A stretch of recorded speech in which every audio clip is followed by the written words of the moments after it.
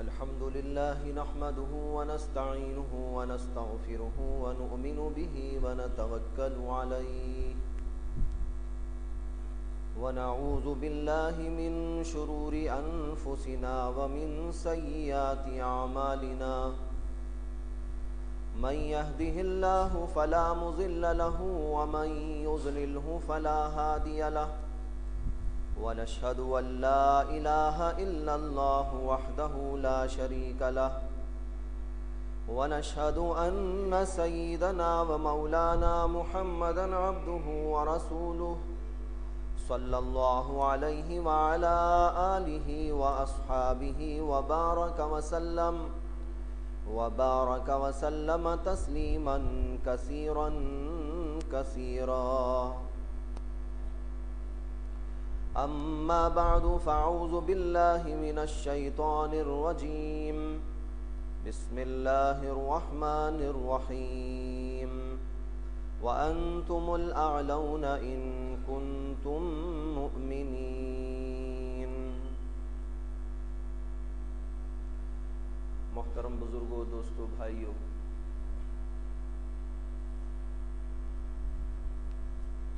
جو آیت اس وقت آپ حضرات کے سامنے تلاوت کی گئی ہے، جس کا مطلب یہ ہے کہ اللہ تعالیٰ فرماتے ہیں کہ اے مسلمانوں، تم ہی سربلند اور کامیاب رہو گے اگر تم پکے اور سچے مومن بندے بنے رہو گے. یہ آیت گزشتہ متعدد ہفتوں سے جمعہ سے آپ کے سامنے پیش کی جا رہی ہے، اور اس کے اندر جو اللہ تعالیٰ کا ایک مطالبہ ہے کہ مومن بندے صحیح معنی میں مومن بن جائیں اور ان کے اندر ایمان کی حقیقت آ جائے، وہ ظاہر میں بھی مومن بن جائیں، باطن کے اندر بھی مومن بن جائیں، اور ان کا ہر کام مومنانہ شان کے ساتھ میں ہونے لگے، اور تمام معاملات کے اندر وہ مومنانہ کردار ادا کرے. یہ مطالبہ آپ کے سامنے متعدد ایام سے جمعوں سے رکھا جا رہا ہے، اور یہ اس لیے کہ موجودہ دور میں دنیا بھر کے اندر مسلمانوں کی ذلت اور رسوائی اور ان کا دنیا کے اندر حقیر و ذلیل ہونا یہ لوگوں کے سامنے کھل کر آ رہا ہے، اور اس قدر کھل کر یہ بات سامنے آ رہی ہے کہ ہر کس و ناکس جو اس کو محسوس کرتا ہے اور دیکھتا ہے، اس کے ذہن کے اندر ایک سوال ابھرتا ہے کہ کیا مومن اور ایمان والے جن کو مسلمان کہا جاتا ہے، کیا ان کا دین حق نہیں ہے؟ جس کتاب پر یہ ایمان رکھتے ہیں وہ کتاب کیا حق نہیں ہے؟ جس دین کو یہ تسلیم کرتے ہیں کیا وہ اللہ کی طرف سے آیا ہوا دین نہیں ہے؟ جن جن باتوں پر یہ ایمان رکھتے ہیں کیا وہ سچ اور ایک حقیقت نہیں ہے؟ یہ سوال کافر کے ذہن میں بھی ابھرتا ہے، اور آج مومنوں کے دل میں بھی ابھرتا ہے. بہت سارے حضرات موجودہ حالات کو دیکھ کر یہ پوچھتے رہتے ہیں، سوال کرتے رہتے ہیں کہ مسلمانوں کی حالت کیوں ہے جب وہ دین پر قائم اللہ کو مانتے ہیں، اللہ کے رسولوں کو مانتے ہیں، مومن ہونے کے دعوے دار ہیں، اور دوسرے لوگ تو کافر ہیں جو اللہ کو نہیں مانتے. یہ مسلمان گھٹیا سہی اور اس کے اندر بہت سارے عیوب سہی، اس کے اندر بہت ساری کجیاں سہی، اور اس کے اندر بہت سارے کھوٹ سہی، لیکن اس کے باوجود یہ اللہ کو تو مانتا ہے، اللہ کے نبیوں کو تو مانتا ہے، آخرت کو تو مانتا ہے، اور اللہ کی کتاب کو مانتا ہے اور اللہ پر بھروسہ اور توکل کرتا ہے، اور رہے دوسرے لوگ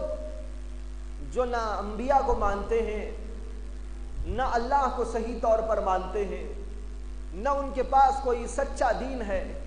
سچا دین تو مسلمانوں کے پاس میں ہے، لیکن اس کے باوجود مسلمانوں کی یہ رسوائی کیوں ہے؟ مسلمانوں کے ساتھ اللہ تعالیٰ کی یہ معاملہ کیوں ہے؟ شکوہ میں علامہ اقبال نے آج سے برسا برس پہلے اللہ سے یہی شکایت کی تھی۔ انہوں نے کہا کہ مسلمانوں ہی کی تباہی ہے، مسلمانوں ہی پر غارت گری ہے، مسلمانوں ہی پر برق گرتی ہے، مسلمانوں ہی پر پریشانیاں آتی ہیں، یہ اللہ، یہ کیا بات ہے؟ شکوہ جو انہوں نے لکھا، مسلمانوں کی زبان سے اللہ کی جناب میں شکوہ لکھا، اور جب انہوں نے شکوہ لکھا تو ساری دنیا ان کی شاکی ہو گئی۔ بعض علماء نے ان پر کفر کا فتویٰ بھی دے دیا کہ بھائی یہ کیا گستاخی ہے اللہ کی جناب میں کہ اللہ سے ایک بندہ شکوہ کر رہا ہے اور یہ کہتا ہے کہ اللہ تو نے مسلمانوں کے ساتھ یہ بدسلوکی کی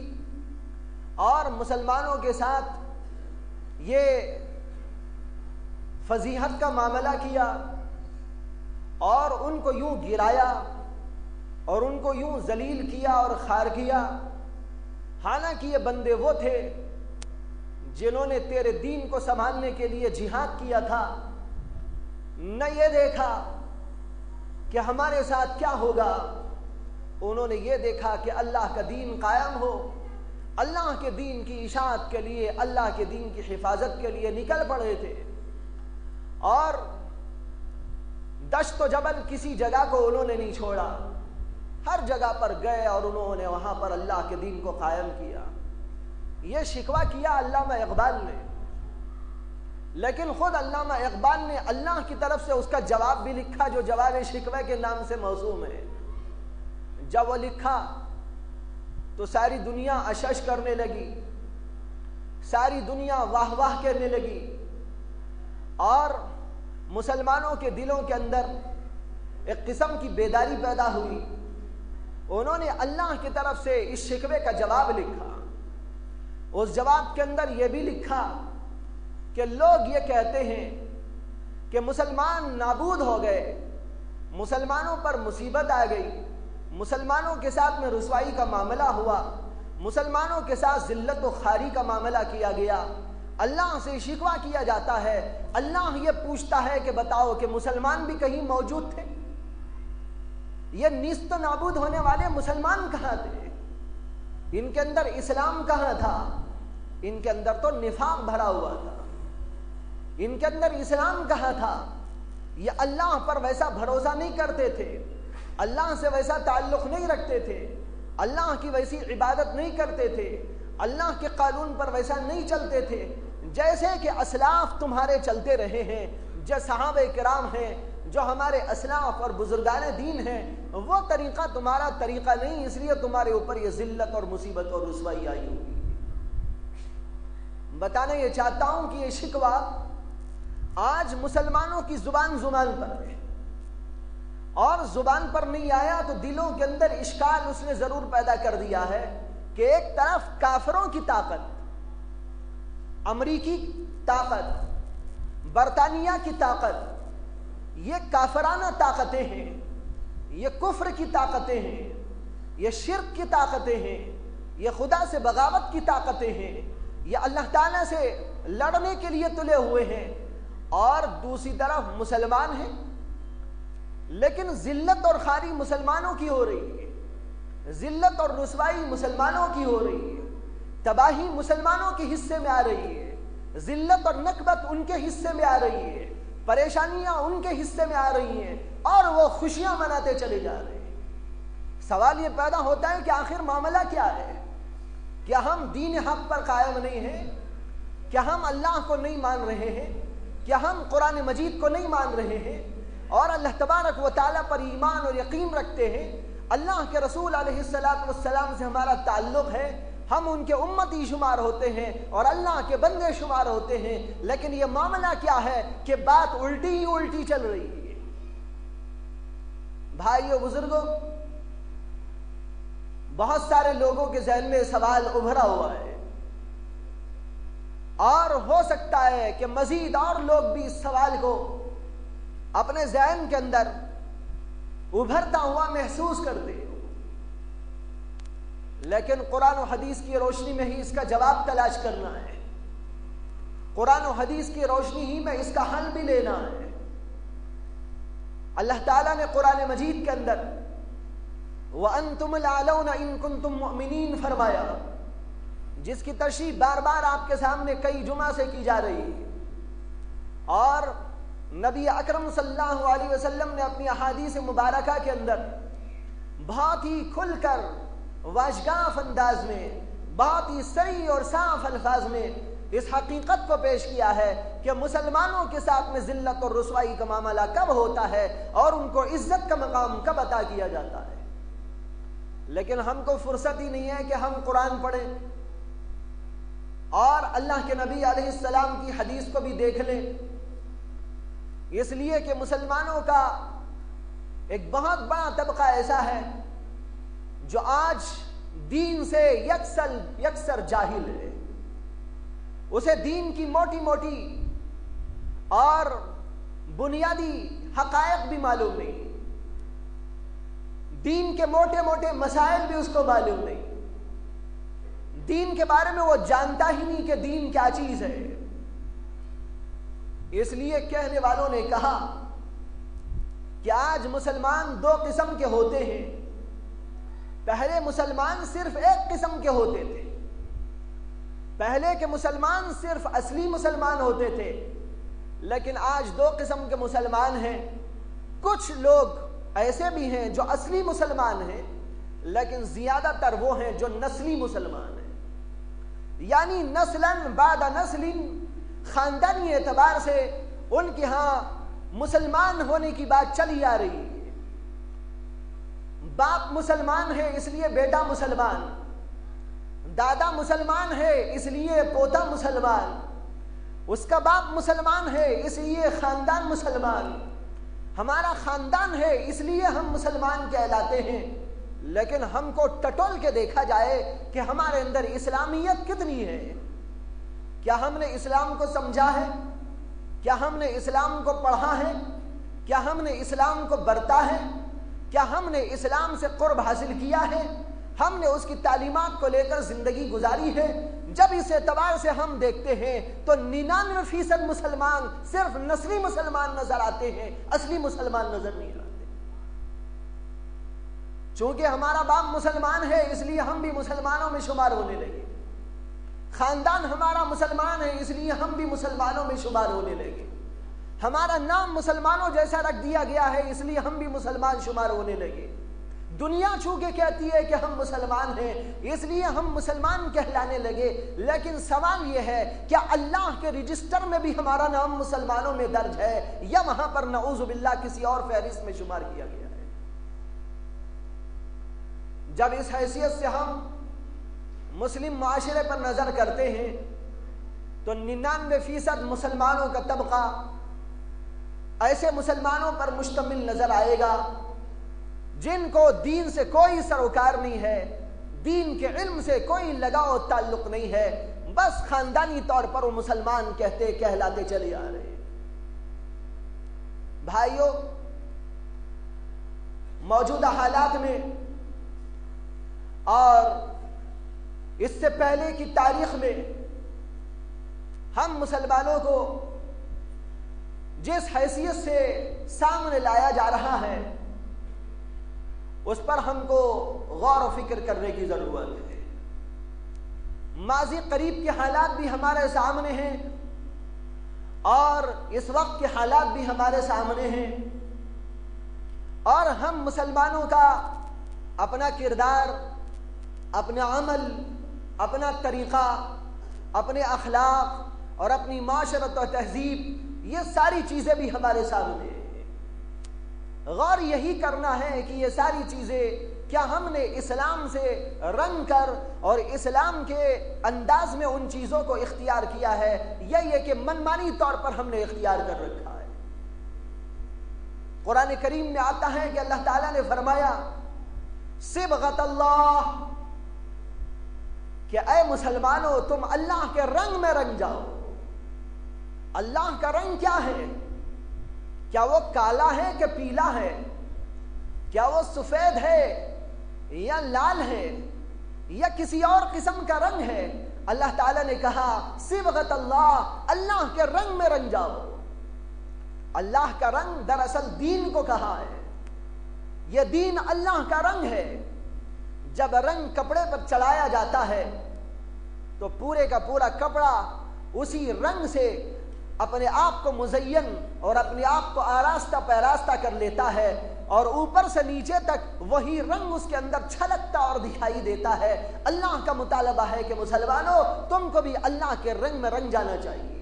اللہ کے دین میں تم کو رنگ جانا چاہیے۔ اللہ کا دین ایک رنگ کی طرح ہے جو تمہارے اوپر چڑھا دیا جائے تو تمہارا ظاہر اور باطن اور تمہارا اندر اور تمہارا باہر اور تمہارے اخلاق اور تمہاری معاشرت اور تمہارا ایمان اور تمہارے عقائد، یہ سب کے سب اسی رنگ کے اندر رنگے ہوئے ہو۔ کوئی چیز ایسی نہ ہو جو اس رنگ سے باہر اور خارج ہو۔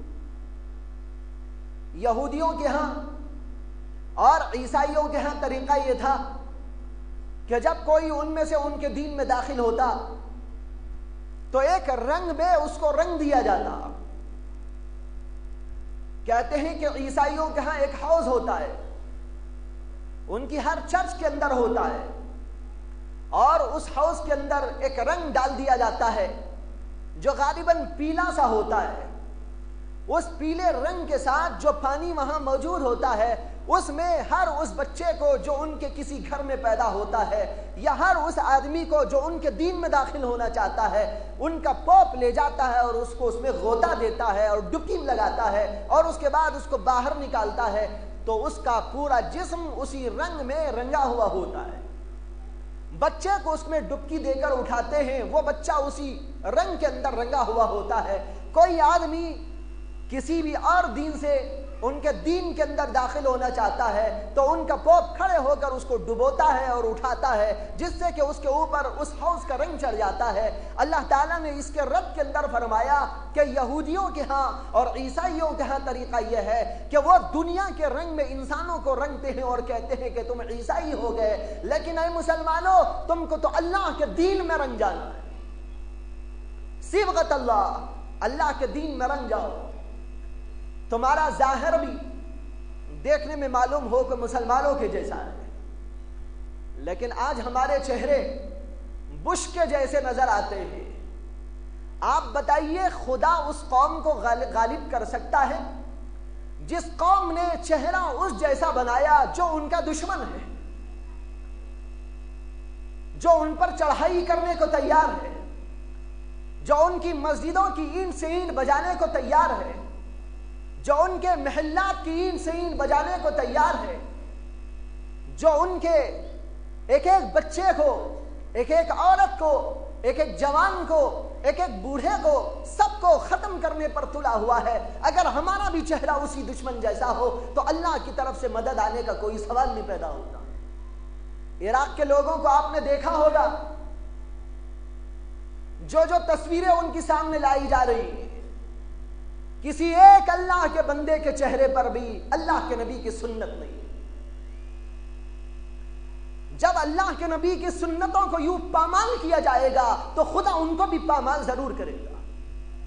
کیا آج ہمارے معاشرے کے اندر سنتوں کا پامال نہیں ہو رہا ہے؟ کیا سنت کی استہزاء اور سنت کا مذاق نہیں اڑایا جا رہا ہے؟ کیا اللہ کے نبی علیہ السلام کی سنتوں کو ٹھکرایا نہیں جا رہا ہے اور اس کی توہین اور اس کی تذلیل نہیں کی جا رہی ہے؟ سارے عرب ملکوں کا یہی حال ہے، سارے اسلامی ممالک کہنے والے ممالک کا یہی حال ہے، جہاں اللہ کے نبی کی سنتوں کو حقیر نگاہوں سے دیکھا جاتا ہے، اور جو لوگ داڑھی رکھنے والے ہیں ان کو حقیر نگاہوں سے دیکھا جاتا ہے،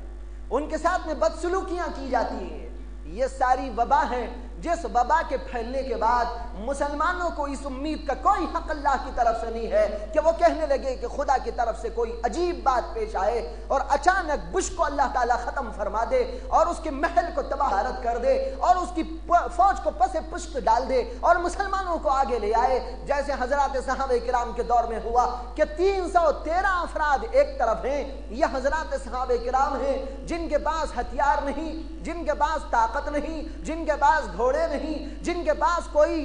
جو ہے اسباب نہیں، جن کے پاس کھانے اور پینے تک کو نہیں، وہ معمولی سی کھجوروں کے اوپر گزارا کرتے ہیں، حتیٰ کہ فقر و فاقے کی زندگی ہو رہی ہے، پیٹ کے اندر چوہے دوڑ رہے ہیں، لیکن اسی عالم کے اندر اللہ کے دین کی حفاظت کے لیے، اللہ کے دین کی اشاعت کے لیے، اللہ کے دین کو قائم کرنے والوں کی حفاظت کے لیے، اللہ کے دین کے قائم کرنے والوں کی جو ہے تحفظ کے لیے اور ان کے بقا کے لیے آگے بڑھتے ہیں، اسی بے سر و سامانی کی حالت کے اندر اور اسی عالم کے اندر، جبکہ وہ بھوک اور پیاس سے انتہائی نڈھال اور ضعیف اور کمزور ہو چکے ہیں، لیکن اللہ کی طرف سے مدد آتی ہے، ایسی مدد آتی ہے کہ دوسری طرف ہزاروں کا مجمع ہے جو چند سو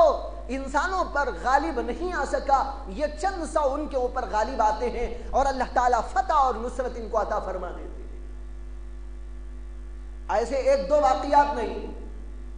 مسلمانوں کی پوری تاریخ ایسے واقعات سے لبریز ہے۔ ایک واقعہ سنا کر،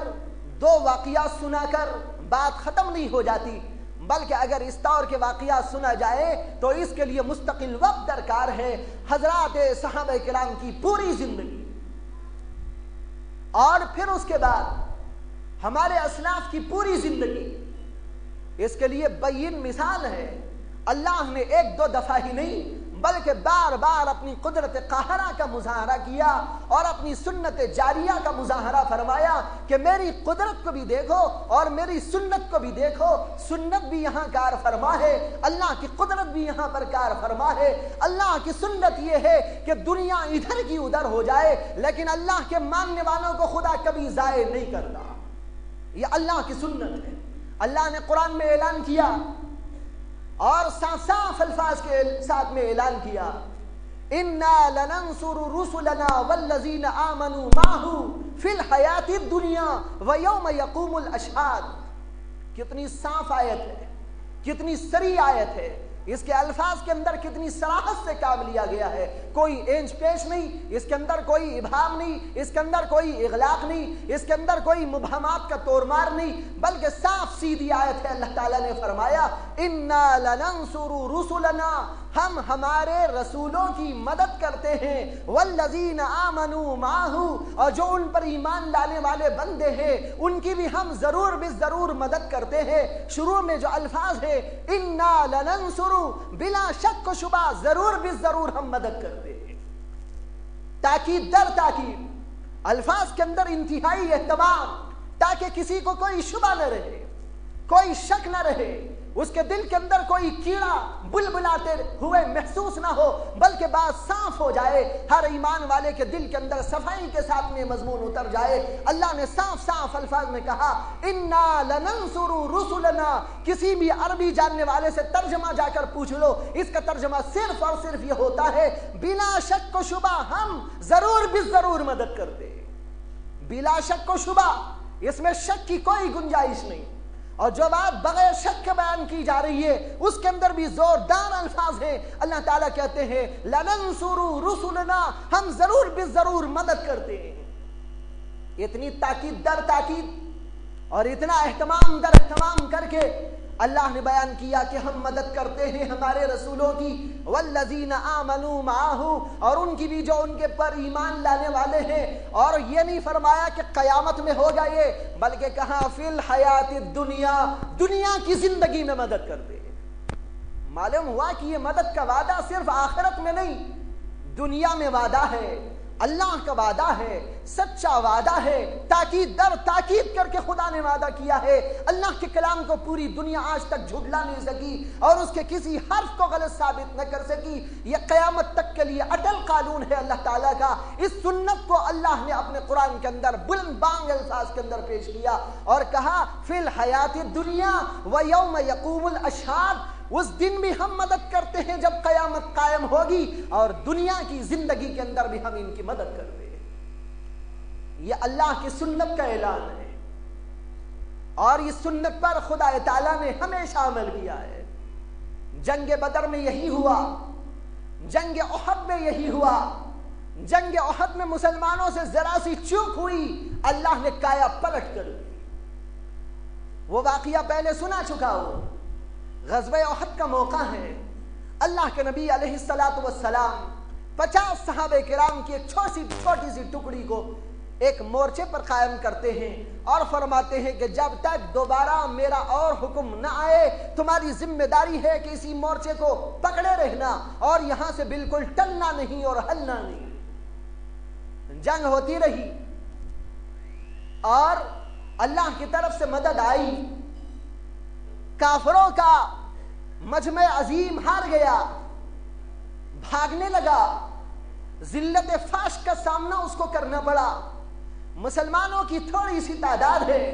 لیکن اللہ نے اس کو وہ بلند مقام عطا فرمایا اور وہ رعب و جلال کی کیفیت عطا فرمائی کہ کافر ان کو دیکھ نہ پاتے تھے، ڈر کے مارے بھاگنے لگے، اور مسلمان آگے بڑھ کر ان کا مال غنیمت بھی لوٹنے لگے اور ان کو قید کے اندر بھی لانے لگے۔ جب یہ منظر پیش آیا، اسی وقت میں 50 صحابہ جو کھڑے ہوئے تھے ان کے درمیان میں اختلاف ہو گیا۔ بعض نے کہا کہ ہم بھی جائیں گے مال غنیمت کو لوٹنے میں، اور بعض کہنے لگے کہ ہم نہیں جائیں گے، اللہ کے رسول کا حکم ہے کہ یہیں پر ٹھہرے رہے۔ کچھ لوگ وہاں سے اٹھ کے وہاں پر چلے گئے۔ اللہ تعالیٰ نے اسی کی وجہ سے پھر مسلمانوں کو ذلت عطا فرمائی۔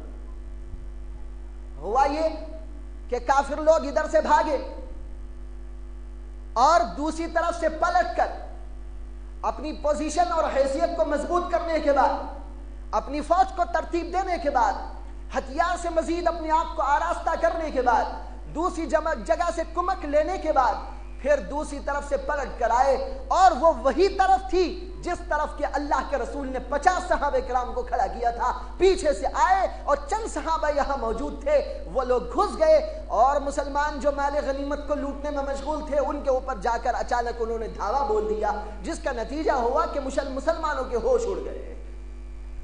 اور ان کے قدم ڈگمگانے لگے، کایا پلٹ ہو گئی۔ یہ پتہ نہ چلا کہ اللہ کے رسول کہاں ہیں، کون صحابی کہاں پر ہے، مسلمانوں کی فوج کدھر اور کہاں پر جا کر چھپ گئی ہے، کچھ پتہ نہیں چلتا۔ کافروں کا دربار ہے، مسلمانوں کے پیر اکھڑ چکے ہیں اور سارے مسلمان پریشان حال ہیں، اور دوسری طرف اللہ کے نبی علیہ السلام پر کافر لوگ حملہ کرنے پر تلے ہوئے ہیں، اور ایک کافر نے اللہ کے نبی پر حملہ کیا اور نبی اکرم صلی اللہ علیہ وسلم کے دندان مبارک شہید ہو گئے۔ یہ اسی موقع کا واقعہ ہے۔ کتنے بدبخت ہیں وہ لوگ کہ اللہ کے نبی علیہ السلام کے دانت ٹوٹنے پر اللہ کے نبی علیہ السلام کا جو اسوہ اور جو طریقہ اور اللہ کے نبی علیہ السلام کا جو کارنامہ ہے ان ساری چیزوں کو انہوں نے بھلا دیا، لیکن ان کو یاد رہا تو حلوہ یاد آ گیا۔ کہنے لگے کہ اللہ کے رسول علیہ السلام کے جب دانت ٹوٹ گئے تھے اور آپ کو کھانے کے لیے کوئی چیز جو ہے مناسب نہ تھی اور کوئی چیز نگلنے کے لیے پریشانی پیش آ رہی تھی، اللہ کے نبی کے لیے حلوہ بنایا گیا، اس لیے حلوہ بناؤ اور حلوہ بنا کے کھلاتے رہو۔ یہ کون لوگ ہیں؟ یہ وہ لوگ ہیں جو دین کے غدار، اللہ کے نبی کے غدار، اللہ کے نبی سے استہزاء کرنے والے، اللہ کے نبی کا مذاق اڑانے والے، حلوے کے پجاری، شربت کے پجاری، کھانے اور پینے کے پکے، ان کو صرف یہ چاہیے کہ کھانا ملتا رہے۔ حضرت مولانا اشرف علی تھانوی نور اللہ مرقدہ ایک دفعہ ایک گاؤں کے اندر تشریف لے گئے، وہاں ان کا بیان رکھا گیا تھا۔ وہاں پر ایک طبقہ جو بدعتیوں کا ہے، جو صرف حلوے کی باتیں کرتا ہے، مانڈے کی باتیں کرتا ہے اور بریانی کی باتیں کرتا ہے، پلاؤ اور قورمے کی باتیں کرتا ہے، صرف کھانے اور پینے کا ان کے ہاں مسئلہ ہے۔ فاتحہ پڑھو، اتنے روپے دے دو اور یہ کام کر لو، اس پر حلوہ کھلا دو، فلاں موسم آئے تو اس کے اندر بریانی پکا دو، فلاں موسم آئے تو میٹھا تیار ہو جائے، فلاں وقت میں چونگے اور بتیاں تیار ہو جائے، فلاں وقت میں شربت پلا کر پیٹ کو ٹھنڈا کر لیا جائے۔ ان کے ہاں سوائے کھانے اور پینے کے دین کسی چیز کا نام نہیں۔ انہی کے بڑے پیر صاحب نے، ہمارے نہیں، آپ کے نہیں، ان کے بڑے پیر صاحب نے، جب وہ موت کا لقمہ بن رہے تھے، ابھی ان کی موت ہونے میں چند منٹ باقی ہیں، 20-25 منٹ باقی ہیں، اس وقت میں اپنے سارے لوگوں کو جمع کر کے انہوں نے وصیت کی، اور ان کا وصیت نامہ چھپا ہوا موجود ہے۔ اس میں وہ صاحب کہتے ہیں جب میں مر جاؤں تو ہر جمعرات میری مزار شریف کے اوپر بریانی آنا چاہیے، حلوہ آنا چاہیے، فیرنی آنا چاہیے، شربت آنا چاہیے، فیرنی ایسی ہونا چاہیے، دال اور پھال ایسی ہونا چاہیے، قرمے کا مزہ ایسا ہونا چاہیے، لمبی چوڑی فہرست ان کو گنائی، اور آخر میں یہ بھی کہا ایک جو ہے سوڈے کی بوتل بھی ہونا چاہیے، اس لیے کہ جب اتنا سارا کھائیں گے تو بدہضمی ہو جائے گی، تو سوڈے کی بوتل بھی تو چاہیے۔ یہ کون کہہ رہا ہے؟ ان لوگوں کا سردار جو کھانے اور پینے کے سارے لوازمات کو اور ساری چیزوں کو دین کہتا ہے۔ غرض اس وقت ان کا رد میرا مقصود نہیں ہے، لیکن دل جلتا ہے تو کچھ کہنا بھی پڑتا ہے۔ کس طریقے پر دین کو برباد کیا گیا، کس طریقے پر اللہ کی سنتوں کا پامال کیا گیا، دین کے ساتھ میں کیسے کھلواڑ کیا گیا۔ یہاں پر جہاد ہو رہا ہے، جنگ برپا ہے، کافروں کے ساتھ میں مقابلہ ہے، اللہ کے نبی علیہ السلام کے دندان مبارک شہید ہو گئے ہیں، حضرات صحابہ کرام پریشان ہے کہ اللہ کے نبی کہاں ہے، کسی کو نظر نہیں آتے، صرف 1-2 صحابہ یہاں ہے، آواز بھی نہیں دی جا سکتی، کسی کو جمع بھی نہیں کیا جا سکتا، ساری جگہوں پر کفار پھیلے ہوئے ہیں، پورا میدان انہی کے قبضے اور قابو میں ہو گیا ہے۔ اللہ کے نبی کی پریشانی، حضرات صحابہ کرام کی پریشانی، دندان مبارک ٹوٹ گئے ہیں، اور وہاں پر اس موقع پر جو اللہ کے نبی کی سنت تھی اس کو تو بھلا دیا، اللہ کے نبی کے طریقہ کار کو بھلا دیا، اور یہاں سے من گھڑت طور پر حلوے کا جواز تلاش کر لیا گیا، اور اسی کو دین کا لیبل لگا دیا گیا، اور دین کے نام سے لوگوں کو گمراہ کیا جانے لگا۔ آج ایک بہت بڑا طبقہ مسلمانوں کا وہ بھی ہے جو دین اس کو سمجھتا ہے کہ اس طرح کی کچھ خرافات کو انجام دے لیا جائے۔ مسلمانوں، ان خرافات کو انجام دے کر اللہ کی طرف سے رحمتوں کی امید باندھنا سوائے خام خیالی اور شیطانی وسوسہ نہیں تو اور کیا ہے؟ اللہ کے نبی کے دین کو پڑھو، اللہ کے نبی کے دین کو حاصل کرو، آپ کی سنتوں کو تلاش کرو۔ آپ نے جہاد کیا، جہاد ان کو یاد نہیں آیا، اللہ کے نبی کے دندان مبارک شہید ہو گئے، انہوں نے اپنے دندان کبھی شہید نہ کیے، لیکن یہاں پر حلوے اور مانڈے ان کو یاد آ گئے۔ غرض میں عرض کرنا یہ چاہتا ہوں کہ نبی اکرم صلی اللہ علیہ وسلم اور حضرات صحابہ کرام کے لیے بڑی مشکلات پیش آئی، اور پھر جب مسلمان جم گئے اور ایک کافر نے اعلان کیا اس وقت اور لوگوں کے اندر بات پھیلا دیا کہ محمد نعوذ باللہ قتل ہو گئے، یہ خبر بڑی افسوسناک تھی، یہ خبر مسلمانوں کے لیے حوصلہ شکن تھی، مسلمانوں کے لیے رسوائی کا ذریعہ اور سبب بن سکتی تھی، لیکن جب اللہ کے نبی کو معلوم ہوا،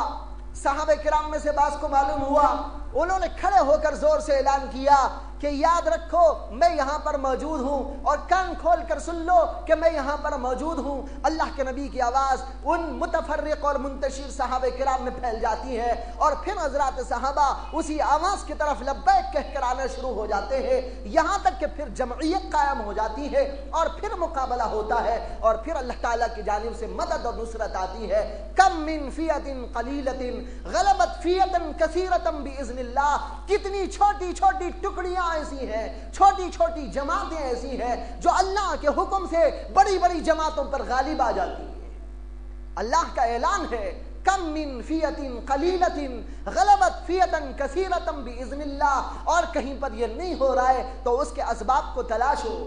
اس کے اسباب کو جاننے کی کوشش کرو، اپنے اعمال کا محاسبہ کرو، اپنے اخلاق کا محاسبہ کرو، اپنے عقائد کا محاسبہ کرو، اپنے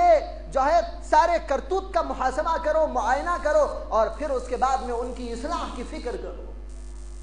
بھائیو بزرگوں، یہ بات اس پر چلی تھی کہ میں نے عرض کیا آپ کے سامنے کہ آج مسلمانوں کے ذہنوں کے اندر بھی ایک سوال ابھرا ہوا ہے کہ وہ لوگ کافر ہیں، وہ لوگ بدبخت ہیں، وہ اللہ کے دشمن ہیں اور مسلمانوں کے دشمن ہیں، لیکن وہ آتے ہیں اور غالب ہو جاتے ہیں اور مسلمان تباہی اور ذلت اور رسوائی میں مبتلا ہو جاتے ہیں اور ان کی کوئی حیثیت اور پوزیشن آج دنیا میں باقی نہیں رہی۔ اللہ نے ایک طرف اعلان کیا اور یہود کے بارے میں بتایا ضربت علیہم الذلۃ والمسکنہ کہ ان کے اوپر ذلت اور مسکنت طاری کر دی گئی ہے، لیکن وہ ذلت اور مسکنت تو ان میں نظر نہیں آتی۔ آج مسلمانوں پر وہ ذلت نظر آ رہی ہے، مسلمانوں پر مسکنت نظر آ رہی ہے۔ وہ تو اپنی جگہ پر آگے بڑھتے چلے جا رہے ہیں، مسلمان پیچھے ہوتے چلے جا رہے ہیں، مسلمان ذلت اور خواری اور رسوائی میں مبتلا ہوتے چلے جا رہے ہیں۔ آخر اس کی وجہ کیا ہے؟ کیا ہم مسلمان نہیں ہیں؟ کیا ہمارا دین حق نہیں ہے؟ کیا ہم حق پر قائم نہیں ہیں؟ اللہ تعالیٰ نے ہمارے ساتھ میں یہ معاملہ کیوں کیا ہے؟ بھائیو بزرگوں، بات وہی ہے جو عرض کی گئی کہ مسلمانوں کو اپنا محاسبہ، مسلمانوں کو اپنا جائزہ، مسلمانوں کو اپنا معائنہ کرنے کی ضرورت ہے، اور پھر جب آپ معائنہ کر کے دیکھیں گے سمجھ میں آئے گا کہ ہمارے اندر کتنا کھوٹ ہے، ہمارے اندر کس قدر کمی ہے، ہمارے اندر اخلاقی اعتبار سے، اعمال کے اعتبار سے اور دیگر اعتبارات سے انتہائی کمزوریاں اور عیوب اور کجیاں پائی جا رہی ہیں، جس کی وجہ سے یہ سب کچھ حالات مسلمانوں پر پیش آ رہے ہیں۔ ایک حدیث آپ کو سناؤں، اللہ نے ایک موقع پر فرمایا، اور اس کو روایت کرنے والے حضرت مستورد قریشی رضی اللہ تعالی عنہ ہیں، کہتے ہیں کہ میں نے اللہ کے نبی صلی اللہ علیہ وسلم سے سنا تقوم الساعہ والروم اکثر الناس، قیامت جب قائم ہوگی تو دنیا میں زیادہ سے زیادہ روم والے پھیلے ہوئے ہوں گے۔ علماء نے لکھا ہے کہ روم سے مراد عیسائی لوگ ہیں، اس لیے کہ اس زمانے میں وہاں پر عیسائی تھے اور عیسائیوں کی حکومت قائم تھی، اس لیے اللہ کے نبی علیہ السلام نے روم کا لفظ اختیار فرمایا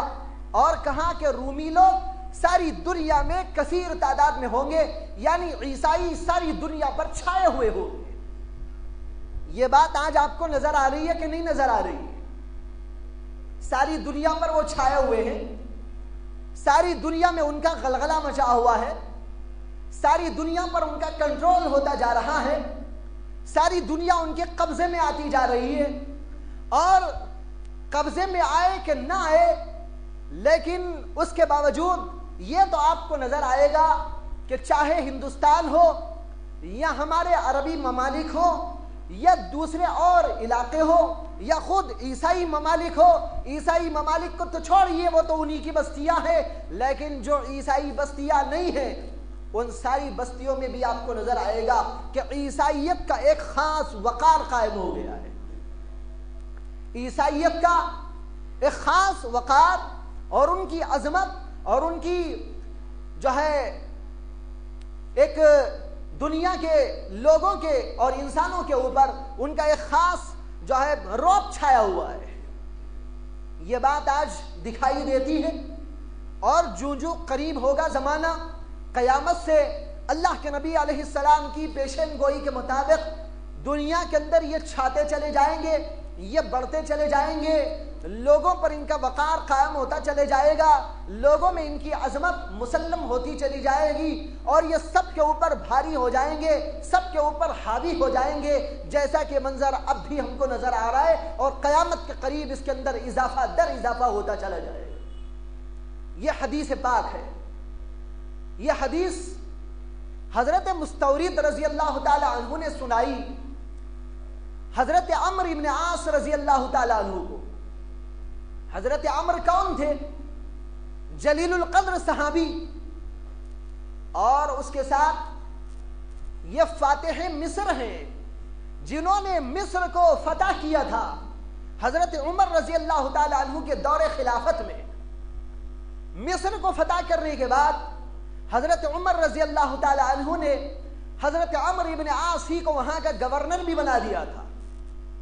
بہت بڑے صحابہ میں ان کا شمار ہے، اور دینی اعتبار سے جو ان کی منزلت، جو ان کی بزرگی، جو ان کی بڑائی ہے، وہ تو اپنی جگہ مسلم ہے ہی کہ مشہور صحابی ہے، جلیل القدر صحابی ہے، لیکن دنیاوی اعتبار سے بھی اللہ نے ان کو بلند ترین مقام عطا فرمایا تھا۔ وہ یہ کہ اللہ نے ان کو سیاسی سمجھ بوجھ ایسی اعلیٰ معرفہ عطا فرمائی تھی کہ بڑے بڑے اس زمانے کے جو حضرات صحابہ تھے، جیسے کہ حضرت عمر رضی اللہ تعالی عنہ، سیاسی بصیرت ان کی مسلم ہے، یہ حضرات صحابہ بھی، ایسے ہی حضرت ابوبکر صدیق بھی اور دیگر صحابہ کرام جو اس مقام اور منصب کے حامل تھے، وہ بھی اپنی ہر رائے میں حضرت عمرو بن عاص رضی اللہ تعالی عنہ کو شریک مشورہ کیا کرتے تھے اور ان کی رائے کا احترام کرتے تھے، اس لیے کہ اللہ نے ان کو سیاسی سمجھ بوجھ سے بھی نوازا تھا اور اس سلسلے میں وہ بہت ہی نمایاں اور خاص مقام رکھتے تھے۔ میں عرض یہ کرنا چاہتا ہوں کہ یہی عمرو بن عاص حضرت مستورد سے حدیث سنتے ہیں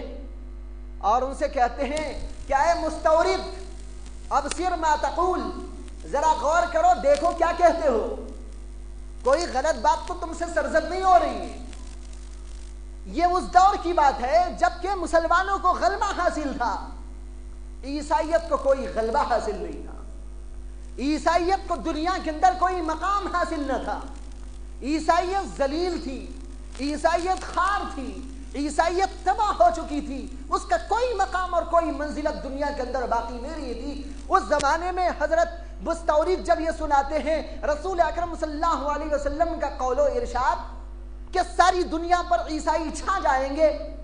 تو حضرت عمرو بن عاص کہتے ہیں اے مستورد ابصر ما تقول، ذرا غور کر کے کہنا کہ تم کیا کہتے جا رہی ہو کہ یہ لوگ جو آج کسی حیثیت میں نہیں ہے وہ ساری دنیا پر چھا جائیں گے، یہ کیسے ہو سکتا ہے؟ حضرت مستورد کہنے لگے کہ جناب میں یہ اپنی بات نہیں سنا رہا ہوں، یہ محمد الرسول اللہ کا پیغام ہے جو میں آپ کو سنا رہا ہوں۔ انہوں نے کہا ہاں اللہ کے نبی کی بات ہے تو کون انکار کر سکتا ہے،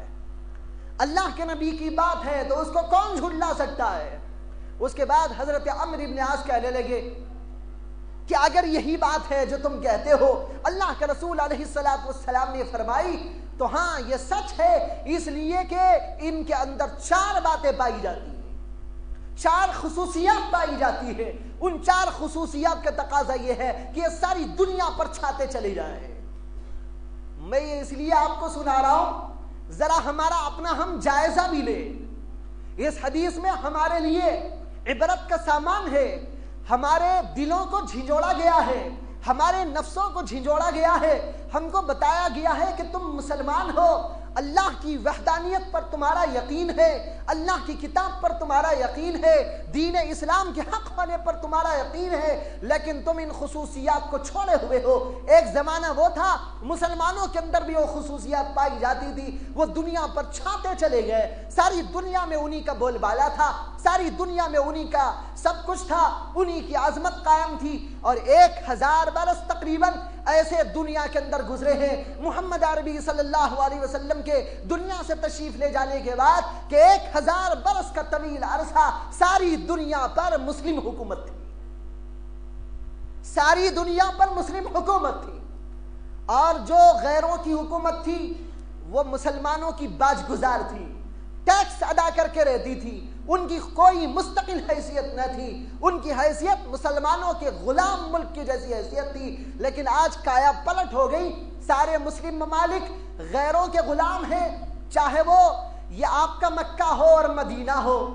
کتنے شرم کی بات ہے کہ وہاں پر کا جو حاکم اور حکمراں ہے وہ بھی غلام ہے تو غیروں کا غلام ہے، وہ بھی اگر غلام ہے تو کافروں کا غلام ہے، وہ اگر غلام ہے خدا کے باغیوں کا غلام ہے، وہ اگر غلام ہے اللہ کے سرکشوں کا غلام ہے، وہ ان کا غلام ہے جو مکے کو نہیں چاہتے، وہ ان کا غلام ہے جو مدینے کو ختم کر دینا چاہتے ہیں، وہ ان کا غلام ہے جو مکے کی اینٹ سے اینٹ بجانے کے لیے تیار ہے۔ یہ اتنا بڑا عالمیہ ہے دنیا کا، اس سے بڑا کوئی عالمیہ نہیں ہو سکتا کہ ساری دنیا میں اس وقت اتنے ممالک اسلامیہ ہونے کے باوجود سب کے سب غلام بنے ہوئے ہیں کافروں کے، سب کے سب غلام بنے ہوئے ہیں دشمنوں کے، جو اللہ سے بغاوت اور اللہ کی سرکشی پر تلے ہیں، مسلمانوں کو ختم کر دینے پر تلے ہیں، ان کے غلام بنے ہوئے ہیں۔ اس لیے میں کہتا ہوں جب تک کہ یہ لوگ زندہ ہیں مسلمانوں کو عروج و ترقی نہیں ہو سکتی، اس لیے کہ یہ ہمارے نہیں، یہ ان لوگوں کے ہیں،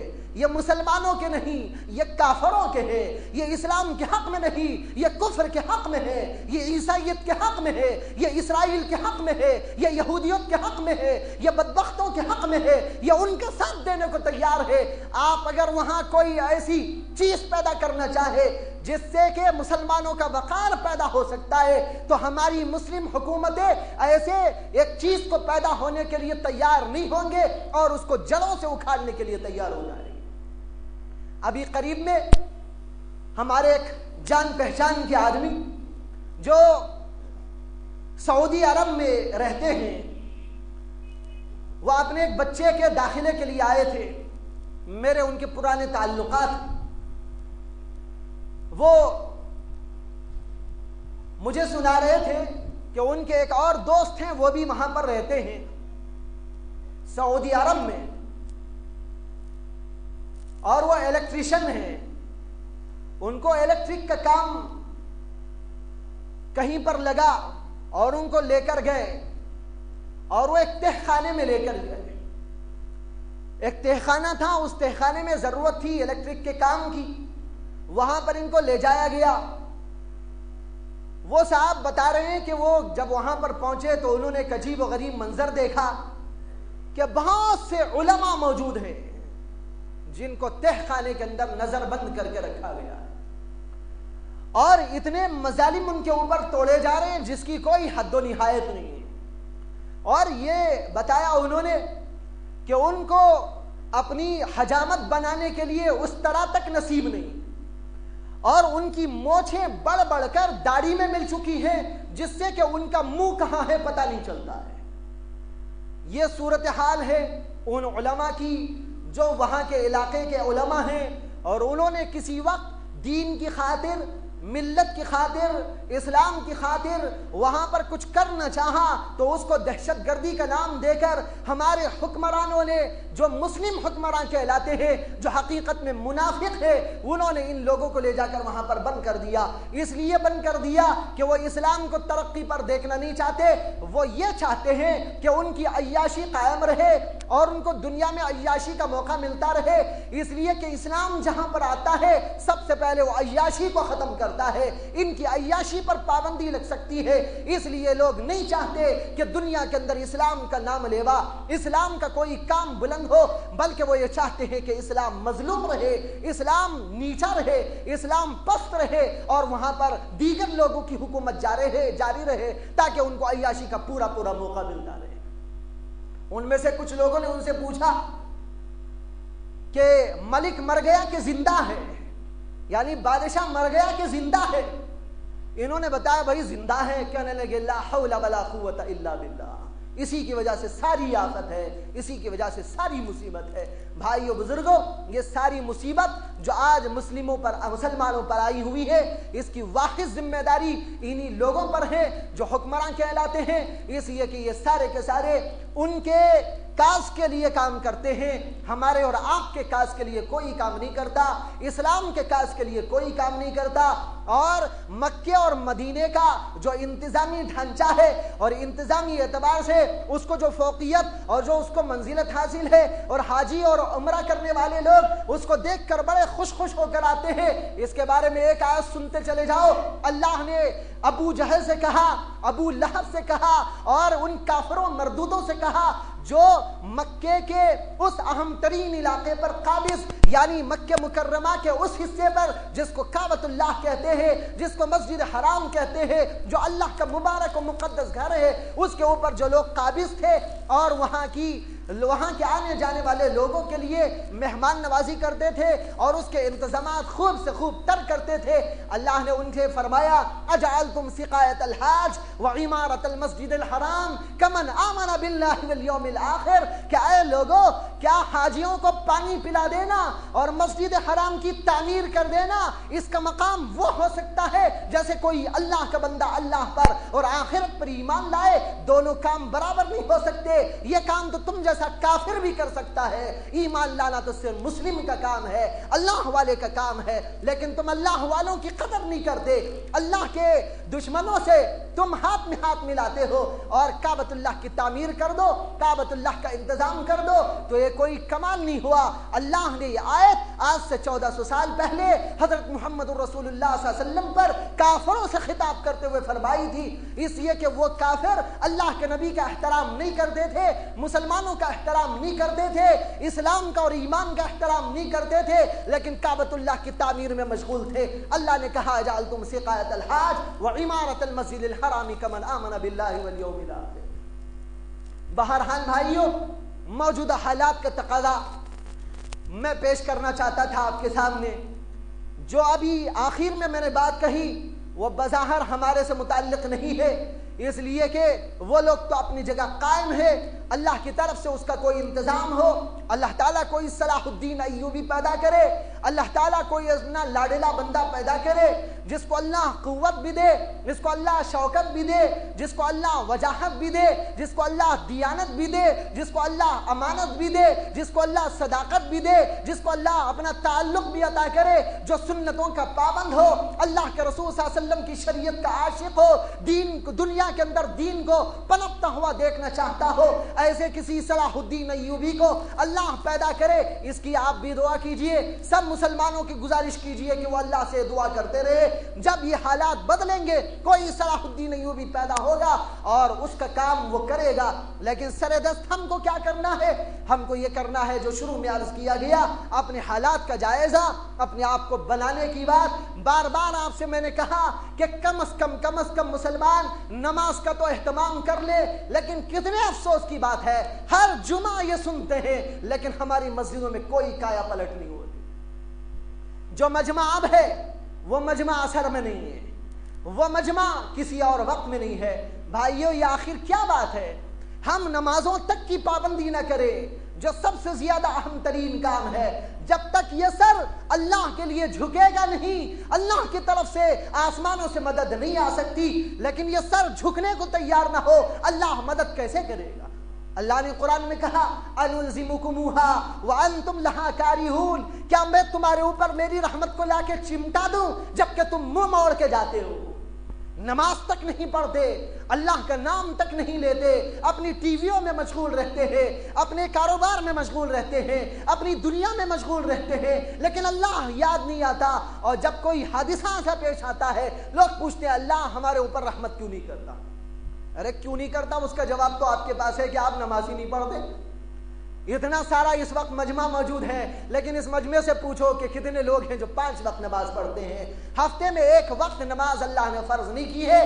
بلکہ روزانہ 5 وقت کی نماز فرض ہے, بلکہ اصل میں تو 50 وقت کی نماز فرض تھی. یہ اللہ کے رسول علیہ السلام کا صدقہ ہے, اور پھر حضرت سیدنا موسیٰ کلیم اللہ علیہ السلام کی برکت اور ان کی سفارش کا نتیجہ ہے کہ ہم سے نمازیں کم کر لی گئی اور 50 کی جگہ 5 کو باقی رکھا گیا. اور وعدہ یہ کیا گیا اللہ اپنے قول کو بدلا نہیں کرتے, اس لیے پڑھو تو تم 5 ہی, لیکن میں ثواب 50 کا دوں گا. لیکن بھائیو بزرگوں, ہم نے اللہ کو یوں بھلا دیا, نماز میں ہم غافل, ذکر میں ہم غافل, تلاوت میں ہم غافل, دین کے امور میں ہم غافل. اس لیے آپ سے گزارش ہے کہ جیسے اب اس وقت میں یہ مجمع ہے, ہم اس بات کی خواہش رکھتے ہیں, آپ کو بھی خواہش ہونا چاہیے. آپ بتائیے خواہش ہے کہ نہیں ہے کہ ہر وقت نماز میں ایسے ہی مجمع ہو؟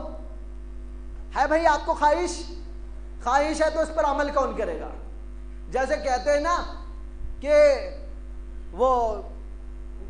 چوہے کو پکڑنا تو ضروری ہے, لیکن پکڑے کون؟ بلی پکڑے. لیکن بلی کو کیسے تیار کیا جائے, اس کی گھنٹی کون باندھے؟ یہ گھنٹی باندھنے کا مسئلہ ہے. اس لیے جب تک ہم خود آگے نہیں بڑھیں گے اس وقت تک کام نہیں ہو سکتا. اللہ سے وعدہ کر کے جائیے کہ ہم اللہ کے لیے 5 وقتہ کم از کم نماز قائم کریں گے. امور تو بہت ہے, بہت ساری چیزیں ہیں جس میں ہماری اصلاح کی ضرورت ہے, لیکن کم از کم ان بیانات کے نتیجے میں, ان چیزوں کو سننے کے نتیجے میں, قرآن اور حدیث کے بیانات کو سننے کے بعد ہمارے اندر اتنا انقلاب تو آنا چاہیے کہ مسجدیں فل ہو, مسجدیں اسی طرح